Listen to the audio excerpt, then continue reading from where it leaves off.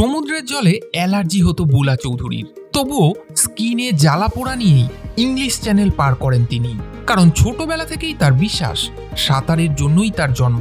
1970 সালে হুগলির চুঁচুড়ায় জন্ম বুলার। মাত্র 3 বছর বয়সে প্রথম জলে নামেন। গ্রামের পুকুরই ছিল তার প্রথম স্কুল। সেই পুকুরেই একদিন প্রায় ডুবে যাচ্ছিলেন তার বাবা। এক অচেনা মানুষ তাকে বাঁচান। সেদিনই তার বাবা শপথ নেন, আমার সন্তানরা সাঁতার শিখবে। সেই শপথকেই নিজের জীবনের লক্ষ্য বানিয়ে ফেলেন বুলা। 5 বছর বয়সে যোগ দেন একটি সাঁতার ক্লাবে। তখনও তিনি জানতেন না সাঁতারের পোশাক কেমন হয়। ফ্রক পরেই সাঁতার কাটতেন। টাকার অভাবে তার মা ঘরেই বানিয়ে দেন সাঁতারের পোশাক। তার চোখে তখন বিশ্বজয়ের স্বপ্ন। ট্রেনাররা অবাক হয়ে দেখতেন মেয়েটা যেন মাছের মতো সাঁতার কাটে। মাত্র 12 বছর বয়সেই কমনওয়েলথ গেমসে অংশ নেন তিনি। আর অল্প দিনেই সুইমিং পুলগুলো তার কাছে ছোট হয়ে যায়। তিনি ঠিক করেন এবার সমুদ্র জয় করবেন।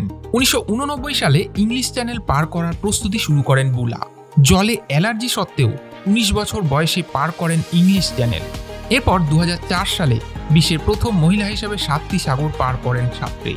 2005-এ 5টি মহাদেশের সমুদ্র প্রণালী জয় করা প্রথম নারী হয়ে ওঠেন তিনি। পদ্ম পুরস্কারে সম্মানিত বুলা আজও মনে করেন জলই তার জীবন। যতই বাধা আসুক তিনি সাঁতার কাটা থামাবেন না।